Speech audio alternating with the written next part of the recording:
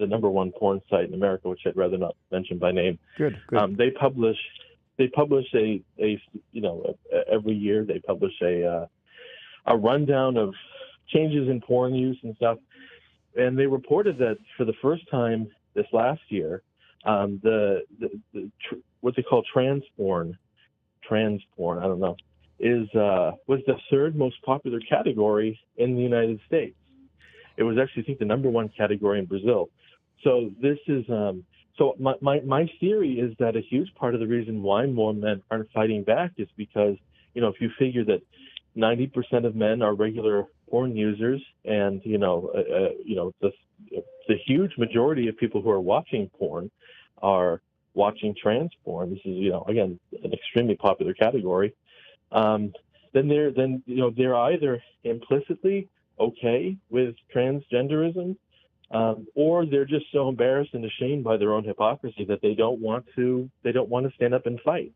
Michael, from my understanding is that you get desensitized with regular pornography, and so you go on to something more extreme. So what you're saying is, according to those records, that the porn addiction is just getting worse. Because now that the categories has risen up to third, that's, wow, I can barely keep a straight face. I'm so disgusted by that. Yeah, it's called escalation. It happens with every form of addiction. So I mean, I don't want to get too explicit, but when Hugh Hefner died, I wrote an obituary for him for a conservative magazine, and in the course of my research, I found people who lived with him reported that at the end of his life, he'd lost interest in women completely. He watched same-sex pornography exclusively. Wow. Because you kind of, at some point with porn addiction, you sort of exhaust your biology. You stop being aroused by things that arouse normal, healthy men, and so you start seeking out the perverse. And this is something that we know anecdotally, but it's something we also know as a principle of biology. And so this is why I say in the article that pornography is the number one tool for the Cultural Revolution, because it's attacking, the trans movement is attacking biology in principle, but porn is attacking biology in practice. It's actually dissociating us from our own instincts, and not just liberals, but conservatives too. No, that's a excellent point, and I think this is something that we have to keep in mind, and we have to start to speak about publicly, even though it may make people very uncomfortable, because it really has to be understood that this is a fundamental problem. It changes the way we think, and then if we change the way we think, we change the way we act, and so we have to fight against this.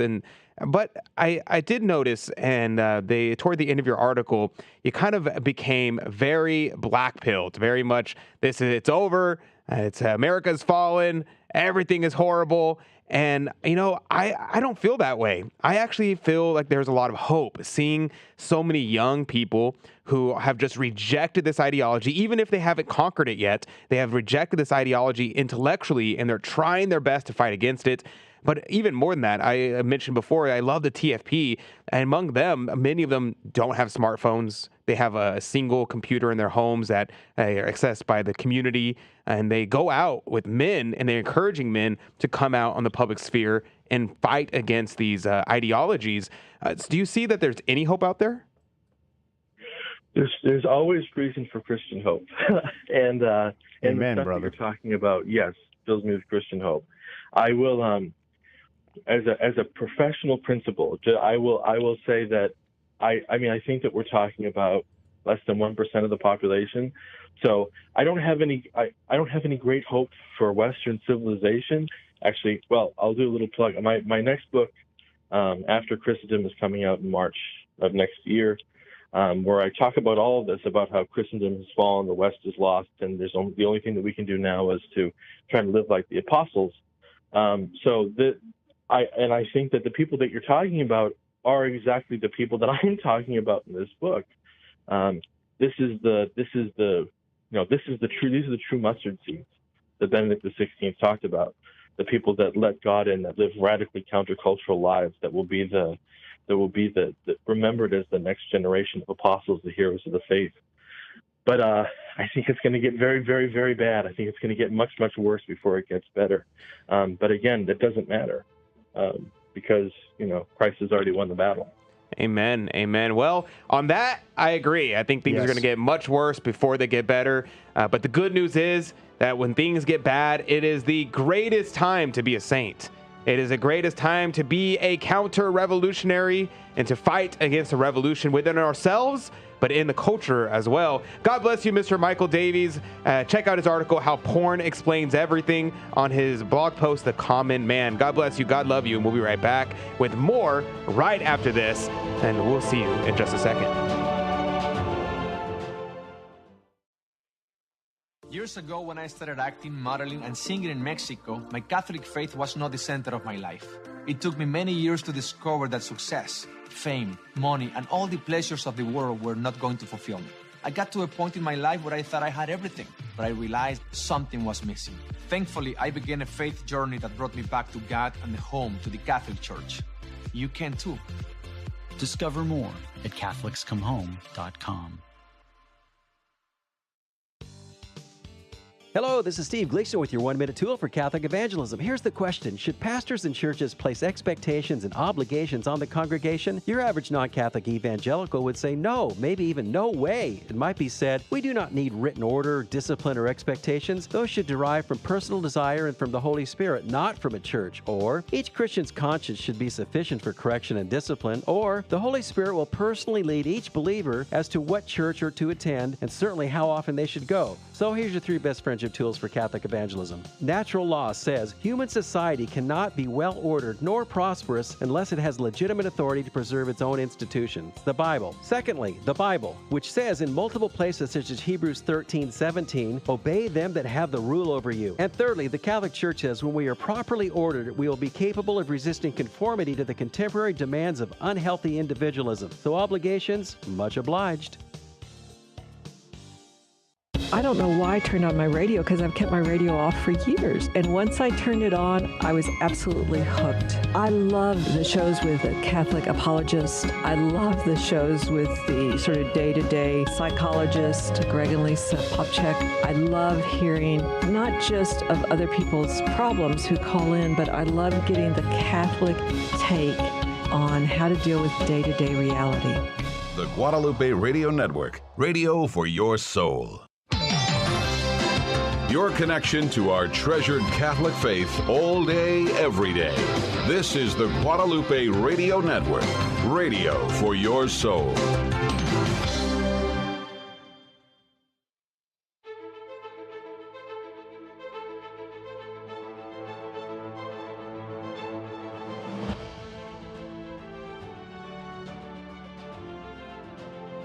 And welcome back to Catholic Drive Time. This is your host, Adrian Fonseca. It's so good to be on with you today. Praise be to God.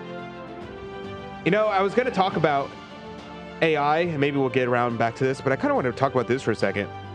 Reasons for hope. Reasons for hope in our time. I was reading a book. I can't remember the name of it. It was a long time ago. And I was talking about how the communist infiltration in societies, and they're talking about societies, meaning whether it be America, Brazil, other South American countries, various countries. What they do is they say that all they need is like 2.5% of the population of a community, of an organization, of a country, and they can change it. They can start shaping the country. And you might be thinking, like, how is that possible? 2.5%? That's like nothing. That's because majority of people don't do anything. I think about it. Have you ever shown up to your school board meeting? Have you ever shown up to a city council meeting? Have you ever called your senator? Have you ever called your congressman? Have you ever done a demonstration? Have you ever done a public square erosion rally? I'm willing to bet the vast, vast, vast majority of you will say no. And so what does that tell us? That tells us even amongst people who care, even amongst the people who are aware of the situation, the majority of those people don't do anything. They're not activated. They don't actually go out and try to enact their vision. That's why you need such a small population. Because imagine if every single person who listens to Catholic radio, decided one day, you know what? I'm going to show up to all my scoreboard meetings. I'm going to show up to every single meeting at the city council. I'm going to call my senators. I'm going to call my congressmen. I'm going to show up and do public square rosary rallies. I'm going to go out in the public square and preach the gospel. What would happen? You would shape the country. And the saying, the squeaky wheel gets the grease, makes sense. It's true. Because no one's saying anything. Congress is hearing no words. And all of a sudden, they hear all these people talking. And maybe it's only 20 people. Maybe it's 30 people. But to them, it feels like it's hundreds and hundreds because normally they get nothing. So that's how you enact change. So I have a lot more hope about the changing of the culture. Mr. Davies had mentioned that he thinks it's probably 1% of the population that is actively good Catholics. And if that's true, then praise be to God. We're almost there. We just got to double our number. We're just almost there. How many people must we change? Yep. And it's not going to be the end of the world. It's not going to be something that is unattainable, something that we can actually obtain. And one easy way to do it is to have kids and then raise them right. Don't let them have access to technology. Don't let them have access to these near occasions of sin. Someone pointed out to me the other day, if you would you allow your kid unvetted access to your car when you were a child, when they were children? You give them your credit card, hand them a car, and let them say, hey, go wherever you want, whatever store you want, anywhere you want, just go. You would not allow that. And even if you did, if your child tried to go into a adult store, if they tried to go to a strip club, or if they tried to go to any number of places, if you try to go to a bar, they would be kicked out. They wouldn't be allowed in, at least, hopefully. Yeah. But yet we give them the internet. And the internet allows you to do all those things for free with no supervision. And I was thinking about that, and I was like, that's so true. That's so true, because before you'd have to get on your bike and you would have to ride around your city, and maybe you come across a shady part of the city where you see that one building where you're not allowed in, and maybe you might sneak a peek. You might put your head against the window to see what's going on.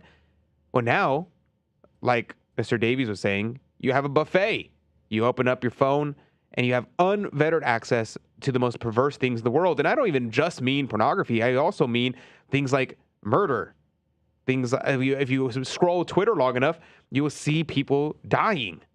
If you scroll the internet long enough, you'll see people in major car wrecks dying in major different situations, all sorts of horrific things that you can find on the internet.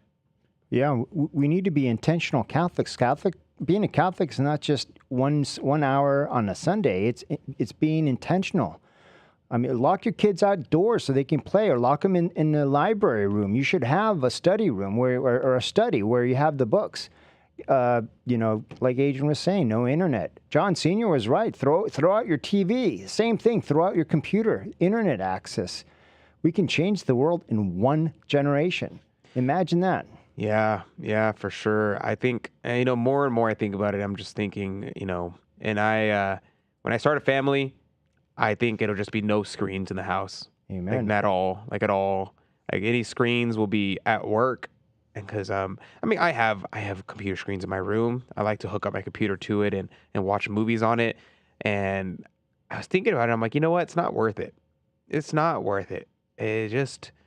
It's all things that are at the very best situation. It's just mind numbing. You're not learning anything. You're not benefiting yourself. And not everything you have to learn, but even the entertainment is just it's not high entertainment. Like reading a good fiction book might be. Reading a good fiction book, you might not learn anything, properly speaking. You might not learn facts about things. Maybe you will, but it's not the point of it. And that's okay. There's nothing wrong with that. But our movies are just all bad. It's all bad. So I think it's something that we should keep in mind. And I think about that more and more. And I don't know, maybe that's the right thing to do. Maybe it's the wrong thing to do. I'm definitely going to keep considering this. And I want to be reading Death of Christian Culture that John Sr. wrote. I actually never read it in full. I'm actually only read the first chapter. So it's time to pick that book up and read it in its entirety. It's good reading. Read the appendix. Read the appendix. Read the footnotes. Footnotes, I don't know if yeah. there's footnotes or not, but that's it's a joke. Like people like never read the footnotes. But That's some of the best places to get new books from. absolutely, absolutely, I agree with that. Now, kind of to the same point, actually, is the question of AI. We're seeing AI on the rise more and more every day, and it's very concerning for a number of reasons. And I think it's interesting because Elon Musk was doing an interview with Tucker Carlson not that long ago. And Elon Musk was quoted as saying, things are getting weird, and they're getting weird fast. And I think this is a very good point because we kind of see this kind of trek upward with technology where things kind of gradually change, right? You had a horse and a buggy, and things kind of became more evolved, and maybe you had a more efficient wheel. You had a lighter buggy. You were able to hook up more horses to it and all these different things. And it was a very slow progression. Maybe the reins got better and these small advancements in technology. And then the vehicle came out and the electronic vehicle, the gas engine came out. And then even then it was very slow to adopt. The vehicles were moved very slowly. It was almost not worth it. You might as well ride a horse and buggy. It would be faster in many cases. But after a while, with this wave of technology started increasing and things started advancing faster and faster to the point that in my life, and I was born in 1998, in my life, I was born at the time of the ending of the cassette era. My older sister carried around a CD player. My first music device was an MP3 player.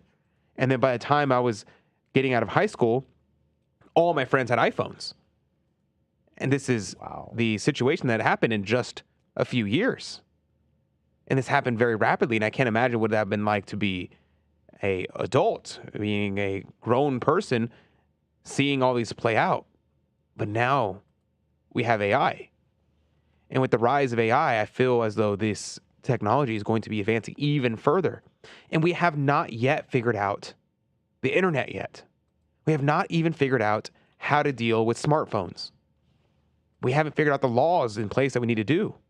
We haven't figured out and what way we can protect kids, what way that we can restrict the unfettered use of these things. And people may say, oh, I don't like the word restrict. We have restrictions in life. We have restrictions in life. This is a normal thing. Not everything should be accessible to everyone. And when this AI comes out, well, what's going to happen? How is this going to play out? It's a very concerning situation. I don't think AI is going to take over the world in the same way we see like the Matrix, but I do think it's going to make people dumb is going to be one big aspect of it, the same way the internet did. Yeah. Because the internet made it so that we don't need to memorize anything. And so our memorization, our brain capacity has plummeted. We can't memorize things. And I talk about myself here. I memorize very, very few things because I don't need to. I can just pull up my phone and look it up. And I kind of made it a habit now to try my best to not look things up, and I look things up as the last possible thing. So I just agonize over trying to remember something. And if I'm with friends, I'll make sure someone pulls out their phone. I'm like, no, put your phone away. We're going to figure out what this is. And we just like banter about it for a while, trying to figure out what we're talking about. And then only after we have debated over what we're talking about for a few minutes, then I'll be like, all right, somebody look it up. Because this is something that we're losing. It's only going to get worse with AI. And this doesn't affect just this one particular issue. It's going to affect everything. Everything. People's writing skills, people's painting skills, people's everything. People are going to lose the ability to write and think well, because when you write and you practice writing, it helps you formulate your thoughts, helps you be able to articulate your thoughts in a more perfectible manner. Why? Because when we speak, we typically don't think about every word we're going to say, kind of just let it come out stream of consciousness. But when we write, it's more deliberate. Writing is in the rewriting. But if we have AI that we just punch it in and AI spits back at us, well, then we're going to become lazy writers. And now, are any of these things morally evil? Of course not. These aren't morally evil. It's just a concern.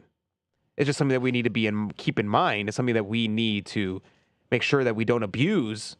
And I would even say maybe the correct answer is that, yeah, you can use AI in your workplace when you're doing things to help you to try to do your job better and easier.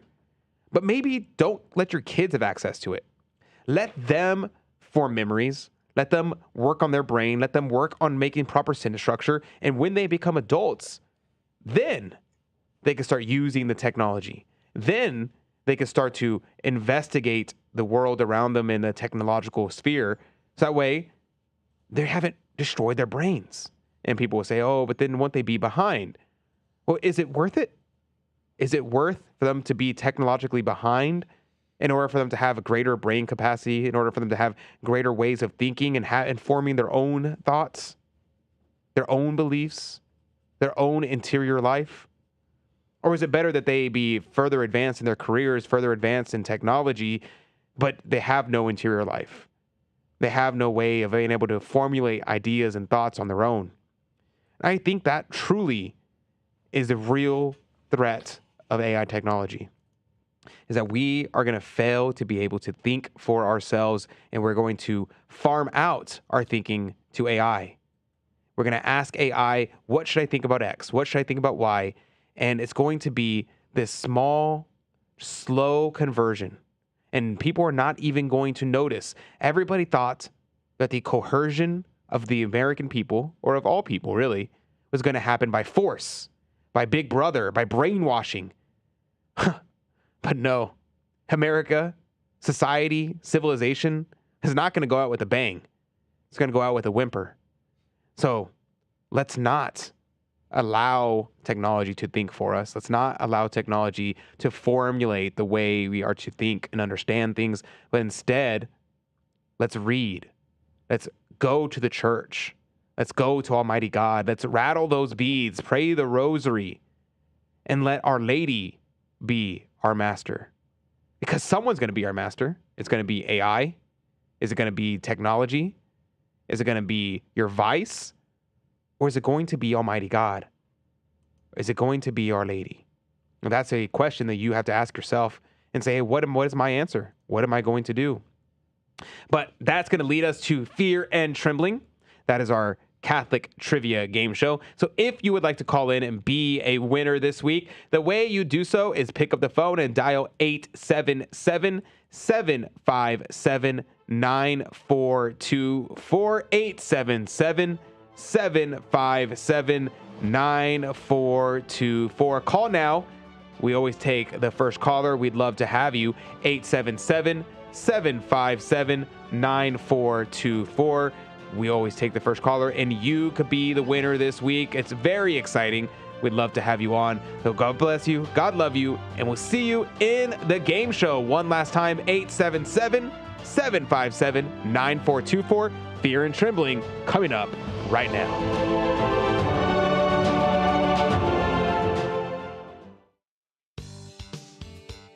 Hello, this is Steve Gleason with your 1-minute tool for Catholic evangelism. Here's the question for your non-Catholic friend. If Jesus brought 2 of the greatest Old Testament saints to meet with 3 of the greatest New Testament saints at the Mount of Transfiguration, can you say with any assurance that they were not alive, aware, and able to communicate? So here's your 3 best friendship tools for Catholic evangelism. Number 1, the Bible. Luke 9 says, quote, 2 men, Moses and Elijah, appeared in glorious splendor talking with Jesus. Did you catch that? They were talking with Jesus. That means they have cognitive capability. Secondly, heavenly friends. Those in heaven long for your prayer requests. Their intercession far exceeds your best friend's prayers here on earth. Sorry to say that. And thirdly, a pesky comeback. Well, Oral Roberts University has the prayer tower. TBN has a prayer department. Your home church probably has a prayer hotline. Well, guess what? Heaven has on-demand, pure, unselfish prayer warriors known as the Great Cloud of Witnesses. They're waiting on you.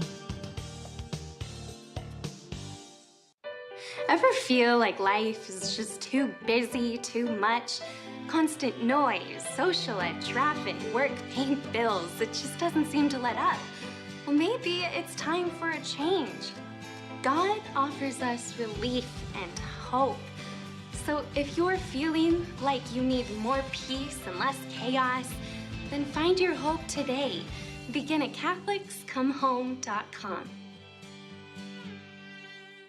Welcome to another round of Fear and trembling. The Catholic Trivia Game Show that helps you work out your salvation by the seat of your pants. It's a 50-50 chance and prizes are involved. Avoid the weeping and gnashing of teeth. Call now to take your shot. 877-757-9424.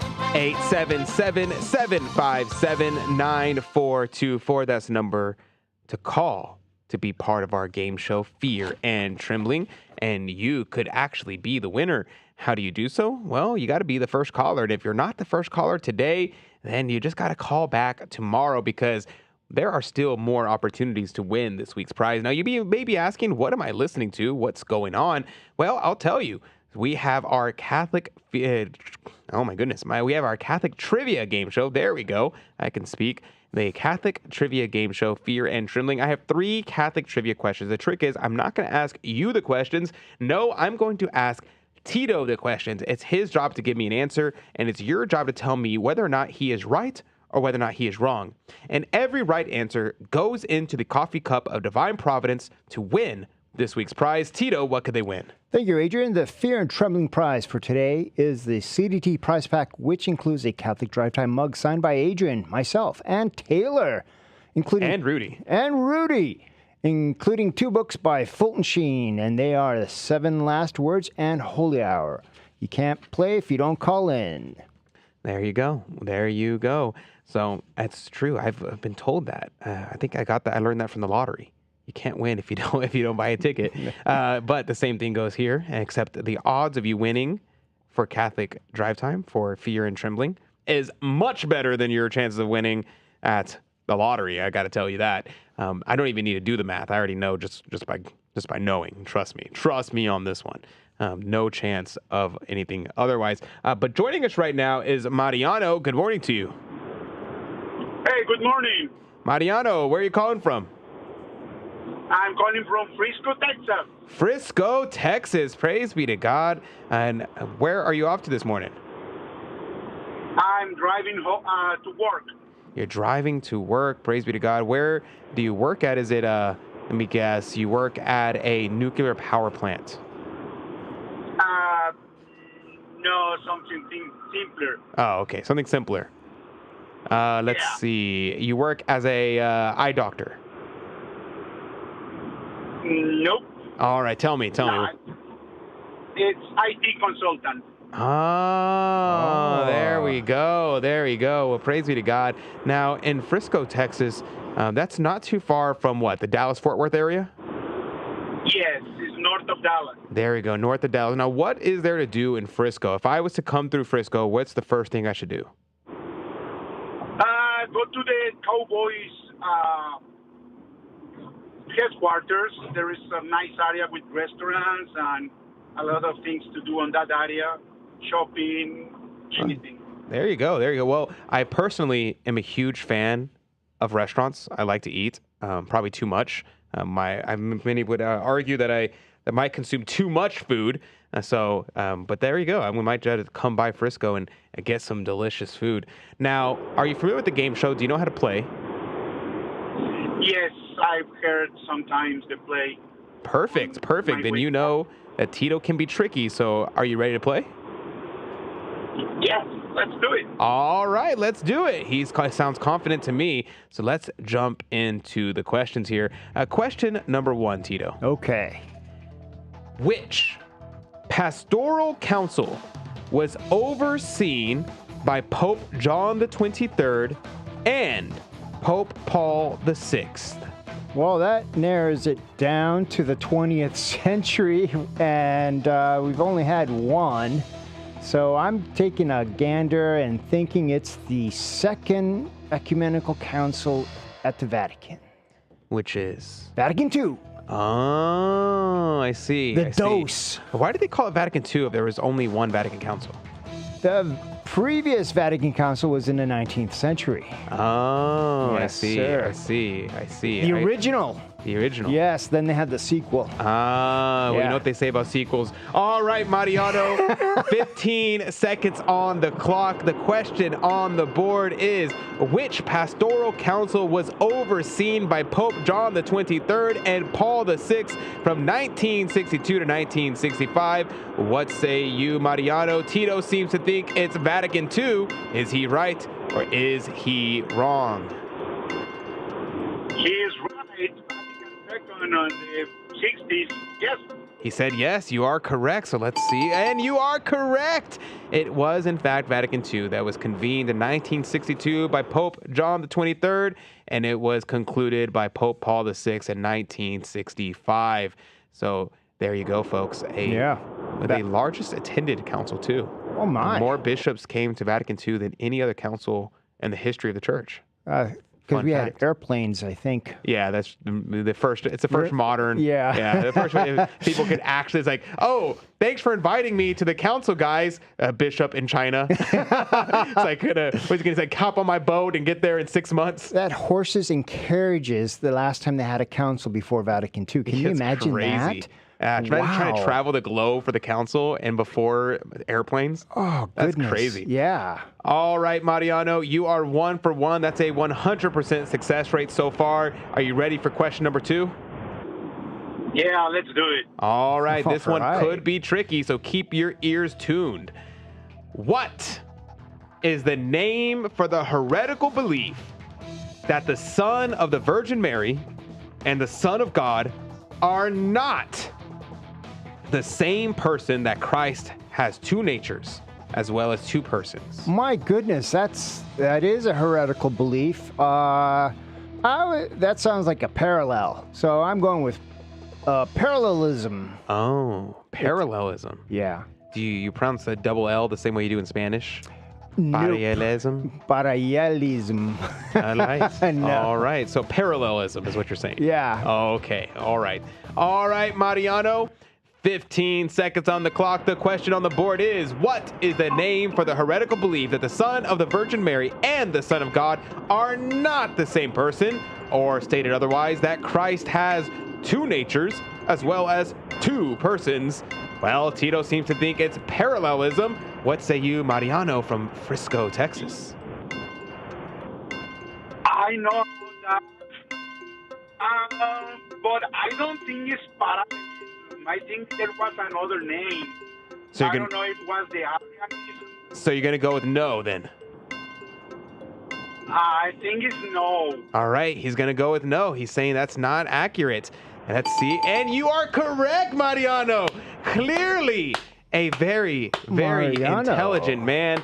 The correct answer is actually Nestorianism. Nestorianism. It's the heresy that Christ had two natures as well as two persons. The correct answer is that our Lord has two natures, but he is one person, both a human nature and a divine nature, but he is the second person of the Holy Trinity, which is the Son of God, which is the Son, who is, in fact, divine. So, there you go. Nestorianism, bad. Catholicism, good. With a name like Mariano, he should know that. There you go. There you go. All righty, Mariano. Are you ready for question numero tres? Yes, sir. All right. I got to say, this might be the hardest question that we have ever had on the history of Fear and Trembling Game Show. Are you ready? Okay. All right, let's do it. Let's do it. I'm ready, Freddie. He's confident. All right, Tito. Let's do this. Here's the question. Okay. The parable of the prodigal son dramatizes which sacrament? Dramatizes. He's forgiving him, they're reconciling, so it has to be the sacrament of reconciliation. Reconciliation. You're saying that the prodigal son doing horrible things, abandoning his father, and Yes. spending all his money, sleeping with the pigs, running back to his father for forgiveness and being accepted back into the family. You think that's reconciliation? Yeah, that's how I feel going into confession. I was going to go with holy orders, but I guess that makes more sense. I guess, maybe. I don't know. Maybe. I'm going with that on a limb. All right, Mariano. This is the hardest question we've ever had in the history of Fear and Trembling game show, so I hope you are ready. The question on the board is, the parable of the prodigal son dramatizes which sacrament? Tito seems to think it's reconciliation for some reason. I couldn't imagine why. What say you, Mariano from Frisco, Texas? I'm going to go with Tito with reconciliation. He's going to say it's right. He's going to say it is true. And the answer is, in fact, correct. Way to go, Mariano. You got 3 for 3. That is a 100% success rate. And I got to make a point here that you kind of got one of the hardest questions we've ever had on the show. So I'm pretty impressed. How do you feel, Mariano? Oh, really happy. Praise be to God. Praise be to God. I'm glad to hear it. Now, I hope you have a blessed day, and keep us in mind throughout the day. Make sure when you're saying your afternoon prayers, you keep Catholic Drive Time in your prayers as well. Of course. Yeah, Mariano. Have a good day at work at Skynet. Skynet. Thank you. All right, Mariano. God bless you. God love you. I'm going to put you on hold, but make sure you stay on the line because we want to make sure we get your contact information so that way we can call you and get your prize to you should we draw your name out on Friday. Okay, perfect. Awesome. I'm going to put you on hold. Don't go anywhere. And that's going to do it for the radio side. If you can join us in the after show, I would love to talk to you. Where you can hop on with YouTube, Rumble, Odyssey, Facebook, Twitter, all the platforms. We'd love to have you. Now, I do have to mention, though, that my allergies are absolutely murder right now. Would you please, I can't speak. Please say a prayer that my allergies be just smashed because it is quite miserable at the moment. But we will survive. We'll be a little bit more casual in the after show. But if not, we'll see you back tomorrow morning, 6 a.m. Central, 7 Eastern, across the Guadalupe Radio Network and Catholic Spirit Radio. And for those on Catholic Spirit Radio, we have a special Catholic Spirit Radio guest coming up, I believe this Friday. I got to double check my schedule, but I think it's this Friday. So you want to stay tuned if you're listening on Catholic Spirit Radio in Illinois. But God bless you. God love you. We'll look forward to seeing you tomorrow morning, 6 a.m. Central, 7 Eastern, or in the after show. God bless you. God love you. And remember, Christ is risen. Truly, he is risen. Alleluia. Alleluia.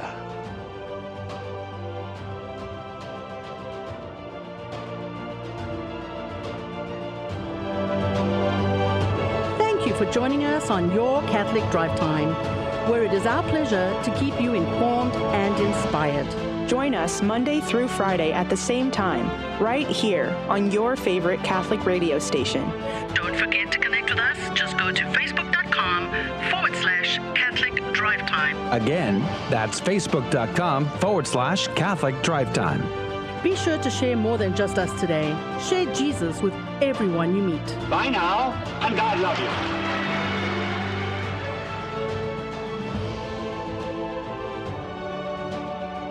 All right, we're back. I'm dying over here. Oh man, my nose itches so much. My apologies. I know I look disgusting. I sneezed like right in front of the camera earlier. Yeah. Mea culpa, mea maxima culpa. Whew. Skunky X. Many things here said it's only mid-July, but in Boston I have been shocked at how immodestly females dress this summer. I can't believe what I've seen this summer. Yeah. We gotta stop it. And I mean, I guess that's part of the porn issue too, right? Is everybody's become so desensitized that it's like if you say, hey, you're dressing immodestly, and people are like, oh, you prude. But it's like, no, it's not prude. It's just we've been so desensitized to naked women that women who are everything but naked, they're like, oh, wow, they're dressed so modestly. Like, oh, you covered like half your body? You are a very modest young lady. Like, that's crazy. No, nope. You belong on the streets, as some people would say. It's not appropriate. It's not appropriate. Literally, if you were alive 40, 50 years ago, maybe, I guess later, maybe like, or 1920s, I don't even know. It's been getting bad for a long time. People would have thought you were a prostitute for what people dress nowadays. It's crazy. 321 Voices says, how is it sin and how spilling your... Oh, yeah. There you go. I'm not reading that out loud. And this is real. And younger people are having ED problems. The average age of ED is now late 20s. Wow. Yikes. Yeah. I'm glad yikes. Yeah, that's not good. No bueno. Skunky X said, as I get older, I can't help but see how things that are not of God's divine will show how disordered they are, be it plastic surgery, promiscuity, destructive vices like drinking and drugs. You know, it's interesting you say that because if it's true that people who are addicted to pornography and these other things are having ED, that probably means they're having less kids, right? Yeah. If that's the case, that kind of gives me hope. I mean, obviously it's bad and we should like fight against that if we want people to overcome that. But at the same time, that kind of gives you hope, right? Because it's like the bad people are not going to repopulate. The same thing with the gays and the trans. Like, they're not going to repopulate. Like, obviously, it's bad. We want to ban transgender surgery. We want to get rid of all that ideology completely and entirely. And we want to protect these people from hurting themselves. But at the same time, it's like, those people are not going to repopulate. They're also learning their lessons, and maybe that may convince them to turn closer to Christ and maybe even voting as a Catholic rather than as of the world. You know, it's interesting because I suppose this is why we're seeing this push for surrogacy, for in vitro fertilization, and then for test tube babies for artificial wombs. I hope that never works. Are like, you know, I don't want to have kids, or I can't have kids because of my horrible life choices, and therefore I'm going to abandon that entirely. Now, here's the question. I've heard people say that that drinking can actually damage your DNA. And I was like, huh. Interesting. Is that true? I feel like that can't be true because, I mean, people have been drinking since the beginning of time, pretty much. Since at least zero, since 1 AD. I mean, the heaviest drinkers in the world conquered a quarter of the planet, the English, in bright red uniforms. My goodness.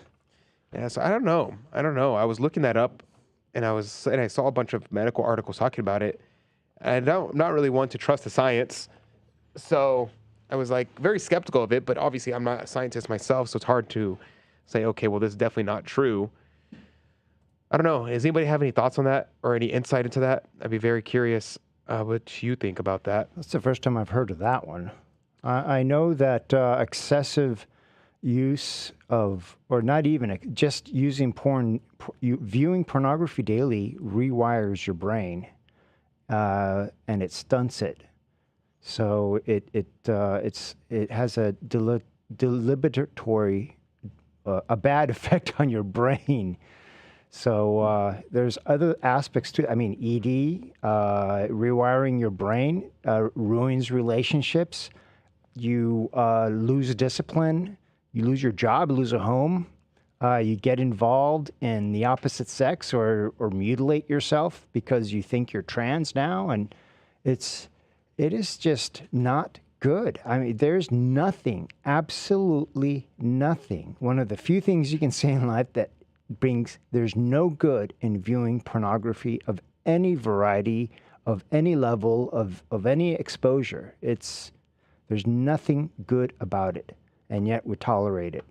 And we don't even enforce many of the laws that we do have in the books in most states, in all states, and I don't know about the federal level, but it is bad. I don't know why we're not raiding the movie houses, these filming companies that do these the pornography videos. Why are we not prosecuting the lawyers and the accountants that are sustaining these companies and these websites that are just spreading this filth around?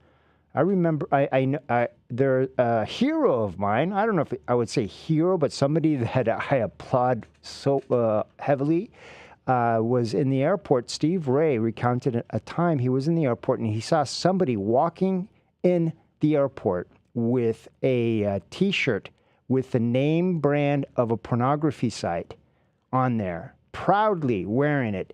He went up to that gentleman, explained to him the harmful effects of pornography, and even chastised him for even daring to wear that propaganda on his shirt. And I know many Catholics that I respect and admire were saying that was not the thing to do. That was not the right thing to do. Well, what is the right thing to do, and when is it? I think a lot of these Catholics that said no to that spoke up and denigrated Steve Ray for doing that, they're comfortable Catholics. They're embedded in the world. They have a stake in this world instead of trusting in God and standing up for what's right and let the pieces where they fall about the repercussions. I know some good Catholic friends who are like that, and they won't stand up, they won't stick out, they won't say anything outside of their circles. They won't go to a rosary rally. They will not do public processions. They don't do anything like that because they're scared. They won't admit it. They're scared. I'd like to use a stronger word than that, but they're just frightened. It's sad. Now, Lost Creole says alcohol today is not the same as medieval liqueur. Too many chemicals and unnatural preservatives, especially in wine. Now, that's an interesting thought. I'd be curious to see if that's true. If that's what's causing these medical professionals to see this kind of effect in people. I'd be curious because okay, we could compare that, right? We could get a medieval liqueur, which some monks are still brewing in the same formula, and then compare it to modern versions of it or modern drinks and see if it has the same effect. Because it seems as though their argument is that it's the alcohol itself. But I think it might be maybe the quantity. Because this article I'm looking at here from Live Science, it says that they gave the mice a equivalent to an adult drinking an entire bottle of whiskey in a short period of time, and they were shown signs of being able to of having a greater chance of having cancer. So, well, that's excessive for a mouse. Right. Yeah, no, It's they like say equivalent to. They're not literally giving an entire bottle. Oh, okay. It's to. like us drinking a vat of beer. Yeah, no, it would be. They said it would be equivalent to you drinking a bottle of whiskey. Say maybe I don't know. Maybe it's like a cup or something, or I don't know. I don't know what the equivalent would be for a mouse, but a vat of beer. Proportionally, they gave them a bottle of whiskey. That's just a quiet afternoon for Taylor. Is that true, Taylor? Do you drink? I occasionally have a beer. I think that's nothing wrong with that. There's nothing wrong with that. It's just nonchalant. I don't really like hard liquor that much. Yeah, it's kind of an acquired taste. Yeah. That and wine, I'll drink a lot of bad wine. Let's see. The new study from Cambridge now finds that the mouse hemostatic stem cells can be mutated by a metabolite of alcohol, acetaldehyde. Is that the first aid linked to alcohol to cancer? Alcohol is believed to be a contributing factor to at least 7 types of cancer, including cancers of the blood, breast, mouth, neck, and digestive tract. So that is skeptical of claims about the positive effects of low doses of alcohol on human health. These claims are based on epidemiological studies on population groups. In many of these studies, there are other concerning variables. Interesting. I don't know. That's very interesting to me. Well, for me, I usually have like a beer a week or less. Recently, I haven't had any since 4th of July. I haven't had any beer. But no, I'd be very surprised if it was the case that this is actually this is true. Over on Rumble, NCJR, it says anime is gateway pornography. Many fall into that trap. When they say gateway, you mean like actual pornography? Or is that they're just using that like, I watch crash porn, meaning car crashes all day on YouTube. I think he means literal pornography. Okay. Wow. Well, I'm glad I stopped. I only watched a little bit of anime, and it was innocent stuff when I was growing up in Hawaii. What'd you watch? Ikaida. It was a story of I don't even know what he was. He'd go from village to village having these little ikaika, and it was a Japanese anime, English subtitles, and it was fun when I was a little kid. Then I grew out of it, and that was it, and never heard of anime until I got to in the early 20-aughts. And I, to my amazement, I had no idea that anime became a thing now in the United States. Well, there you go. And I didn't know it's a gateway to pornography. So I am so glad I only saw innocent anime. Well, I never got into anime. I tried to with a friend of mine, and I just did not like it. I don't not like it at all. Yeah, I don't understand it either. Yeah. And I was talking to a friend of mine once. I think I talked about this in the past, where I was talking to a friend about anime, and I was like, I don't like anime. I don't think I like any anime. And they were like, oh, well, you just haven't seen any anime you like, yada, yada. And I was like, well, there was one, Avatar: The Last Airbender. I really liked that when I was a kid. And they're like, no, that's not anime. That was made in America by Americans. That's not anime.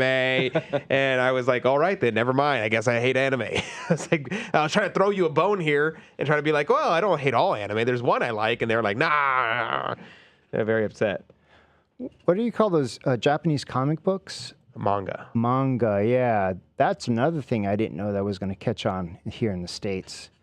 Yeah, I never could get into that either because it's because it's hard for me to distinguish the pencil drawing since it was all black and white. Oh, yeah. Well, in Hawaii, it was all in Japanese, so I never got hooked on it. But I did enjoy looking at the pictures. They're very cool. But wow, did it explode here in America with manga and anime and Korean pop music.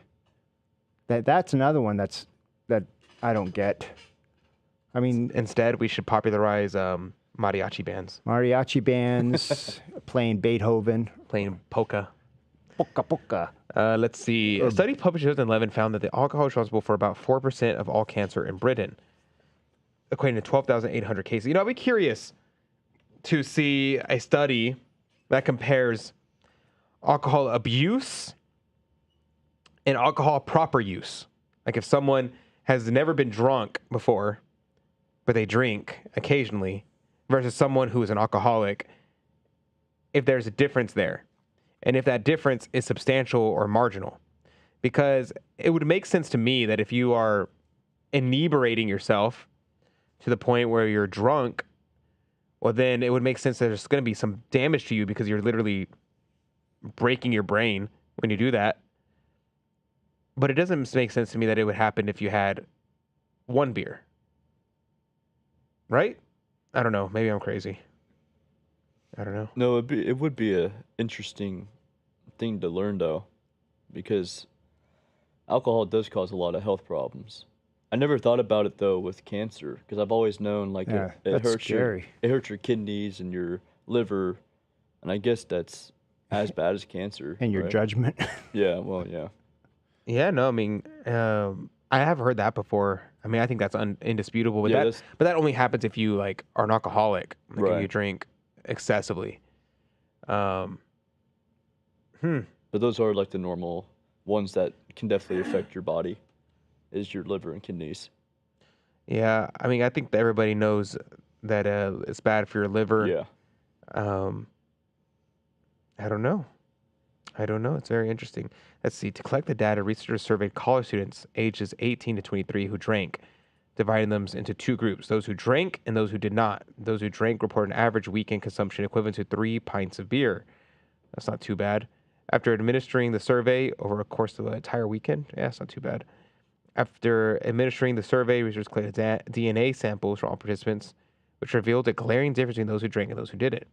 In an online press release, one of the lead authors of the study said, "We saw that those who drank sustained twice as much oxidative damage compared with the group that did not consume alcohol." The damage noted in the study did not exceed 20 nanometers, or what researchers define as considerable damage. They're quick to point out that even nascent damage is bad news. The fact is they shouldn't not have been any damage at all. They had not been consuming alcohol for very long, and they had not been exposed in a chronic way. They're talking about alcohol-related injuries and deaths, but that doesn't really have play into any of this. Researchers hope the results, yada, yada, yada. Very interesting. Very, very interesting. You know what the average amount of alcohol, like, drinks an American... I don't know if it's worldwide, but American male can drink a week. How much? It's 14 a week. That's like an average amount that you can consume. Like, you're saying max? Yeah, like health-wise. A week? That's what they say. Before what happens? Well, I guess it leads to problems. Like you said, like alcoholism or problems with your liver and kidneys and stuff like that. I think an average woman, and again, I don't know if this is world or countrywide, but I think an average woman can drink up to 10 a week. Up to 10 a week? Yeah. Interesting. Yeah, I don't know. A lot of these things, I mean, I was listening to this guy, what's his name? He has a podcast on health, and let me see if I can find him. It's like... Dr. Drew? Maybe. I think it's Andrew Huberman. Oh, Andrew Huberman? Okay. Huberman? Yeah, Andrew Huberman. He did a show. He's I believe he's a neuroscientist for Stanford School of Medicine. So he is he's not just some random dude on the internet. And he did a like 4-hour long show on was it cognitive health? I think it was. And he has a couple sections on drinking. And he made the point. He was like, look, he said, I would recommend people just don't drink in general. But he says, if you're having less than 4 drinks a week, then you'll probably be fine. He said, I would recommend it's better if you not drink at all, but definitely would recommend less than 4 drinks a week. And I was like, huh, that's interesting. That's very interesting. Now, does that mean like all in one day, less than 4 drinks, or throughout the week, like one? Yeah, I think that's like the argument that a lot of people have. It's like, is it like all together, like you said, all on one day, and you'll be fine, or like, one day, or would you say 4 a day? I mean, 4 a week. Yeah, 4 a week. Yeah, space it out. I'm surprised there hasn't been any in-depth studies for many years. I mean, we've been drinking since Adam and Eve, so... Well, that's what I'm saying, right? Like, it's been something since the beginning. Yeah, why are these studies all of a sudden popping up? It just reminds me of every time I I watch the news, there's always something, eggs is bad for you, bacon is bad for you. Then the next day, eggs and bacon are great for you, you know?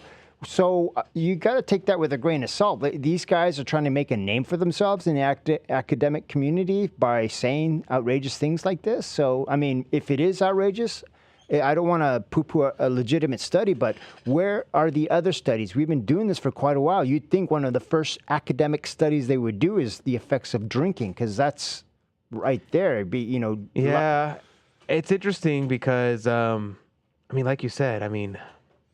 Yeah, excessive drinking brings on cirrhosis, but...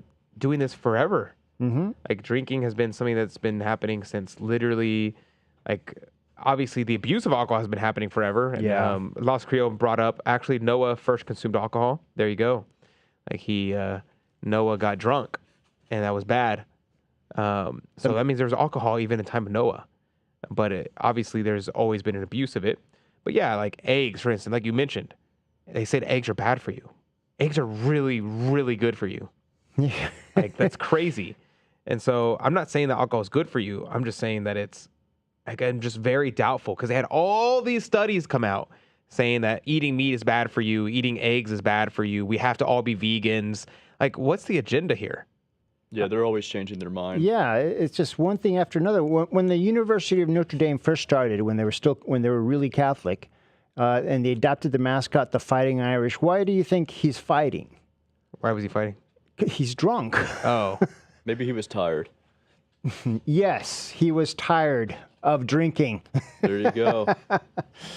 Van Nest, are you Irish? No. Okay. The Grappling Catholic said, have you heard Father Ripperger on alcohol and tobacco? Which one? He has a lot of episodes on alcohol and tobacco. Interesting. And I listened to a couple of them in the past. Tobacco is nasty. You think so? Chewing tobacco. Just a word tobacco sounds bad. Aw. I like cigars. Yeah. I think they taste good. The one thing that almost knocked me out, I did it one time, was chew tobacco. Oh, dip. Yeah, dip. Oh, that stuff's more addicting than cigarettes is. I am so glad I had the opposite effect. Yeah, my dad said that he was in the fire department as a rookie, and someone offered him dip for the first time, and he don't swallow the spit. He said he said that he was like, oh well, I didn't know. I was like, I was a rookie. They offered it to me, so I took it. And he said I put it in, and they're all like trying to stifle laughter, and he I don't know if he like swallowed it or I don't know what he did, but he just started gagging and just like threw up, and he's like I never touched that stuff ever again. A hazing incident. Well, dip is like eating glass, I've heard. Like really? To your cheeks and gums, yeah. I don't know. Like, I mean, I wasn't bleeding. The room literally spun. It was spinning so fast. I was standing up and I sat down on the couch and I was hanging onto the couch as if I was in the middle of a tornado. Maybe you had like the first tobacco overdose of all time. It was a small chunk of chew. Oh, that stuff's nasty. Yeah, the chew. I spit it out, and it took me an hour or two to recollect myself. Jay Coke says, Adrian smokes cigars. Really not that often, to be honest. I'll have a cigar like once every 3 months or so. Maybe. Honestly. I was thinking about it. What kind of cigar? A really bitter one? Cigars will allegedly raise your testosterone. And so I was like, maybe I should smoke more cigars. Yeah. So, I don't know. But there you go. Let's see. The more testosterone you have, the higher you have more chances of losing your head hair. Jay Coke said, Adrian, what's your favorite cigar? There's only one right answer. Oh, man, dude. I'm not going to be able to answer it correctly if there's one right answer. The Ave Maria cigar. Is this on Telegram? It's YouTube. YouTube. Oh, we're back on YouTube? Yep. Good job. Yeah, we were off for like 6 minutes. I don't know what happened. Internet problem. Well, it can't be an internet problem if everything else didn't shut off. It said YouTube offline. Yeah, but it can't be an internet problem if our other channels didn't go off. That's true. Jay Cook says Tito will never be a baseball player. Yeah, pitcher. Randy Johnson.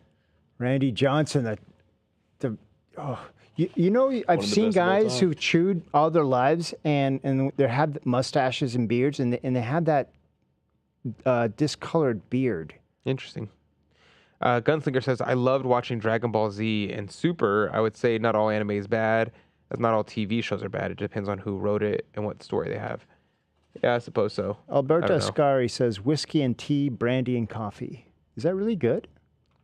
I don't know. Never had it. Have you had sweet tea and whiskey, Alberto? Oh, that stuff's good. What, sweet tea and whiskey? Yeah. Oh, I might give it a go. I do sweet tea and Jack Daniel honey. That's what I do. Interesting. Really? Oh, yeah. We call it hard Southern sweet tea. Oh, wow. Very good. I've Never heard of that term. Really? Jane says, good morning. Huh. I think the Navy named to ship after heavy milk. I don't know. Huh? In Massachusetts, if I go out in public, I will see at least one masked person, probably more. Still? That's crazy. I guess we'll see something like that in Houston still. One mask. One person wearing a mask. Yeah. Yeah, I feel sorry for the guy driving his car by himself with a mask on. Yeah, I never understood that. I know it was a thing in China before the pandemic. People would wear masks, but that was in Japan too. But that was they were scared of the smog or health reasons to protect themselves. They had low immunity. That's the best I could figure out. But not in the U.S. Now you see that a lot. A random person wearing a mask. I could see a lot of people wearing masks right now on the East Coast because of those Canadian fires, though. No, it's just a vast epidemic of liberalism. That smoke, though? I heard that there was like the worst air quality. The smoke you're talking about, yeah. Yeah, the Canadian wildfires. Yeah, because they're foreign. It was foreign. If it was an American wildfire, they wouldn't have to. Really? Yeah. No joke. I'm kidding. Now, I was thinking, even if it was the case that drinking was minimally bad for your health, I still think I would be like, it's okay to drink because it's just so minimally bad for you, and the benefits are there of like social cohesion, of being able to have and just like the pleasure you receive from it. I think is it makes it not necessarily a bad thing. So I don't know. I'm gonna have to think about this some more. It's clearly not a sin. I mean, we can't say it's a sin. It would actually be a sin for us to say it's a sin because the church has allowed it for 2,000 years. Yeah. And there's a great story of Augustine, who was not a drinker himself. He did not like drinking. He would make it a point to have a glass of wine once a year in public because he wanted to make sure that people know I heard that he did not reject alcohol as a standard, as a thing. So if you don't want to drink, it's fine. But Grappling Catholic said basically, Father Ripperger said that you should smoke and drink unless you cannot control it. That's interesting. Very interesting. Hannah Bell says there is a meme with the hijab on top of the car since women barely have the right to drive. That's Saudi Arabia. There you go. Gunslinger said, I know in Cambodia they were masked out, but it could be very dusty there. People wearing masks in the car by themselves now just because they've been made to be afraid. Yeah, in Asia, for some reason, it's really popular to wear masks, even like 10 years ago. In Japan, China, Vietnam. It's kind of weird. I couldn't figure out why. Yeah, I wonder where that comes from. Yeah. Because clearly that wasn't a thing before masks were invented. Or maybe it was. I don't know. No, you're right. I saw it too before the epidemic, the pandemic, whatever you want to call it. The Chinese flu is actually the actual correct term. That people in Asian societies, they did wear masks. I mean, very few, but you would notice them because who would wear a mask in public? I thought only surgeons and doctors wore masks. In public? No, in hospitals, and it doesn't seem normal to see it out. So I would notice this one person. All right. That's gonna do it for today. God bless you. God love you. We'll be back tomorrow morning. Got more Catholic Drive Time after this, or tomorrow morning rather. Maybe we'll do a show about drinking again because I'm thinking about this now. Yeah, sweet tea. About this now. I'll invite my buddy Trevor back on and we'll talk about it. He just launched his merch tour, so I want to support him and his stuff. But God bless you. God love you. And I'm going to go listen to Father Ripperger's videos on drinking and smoking. God bless. God love you. We'll see you back tomorrow morning.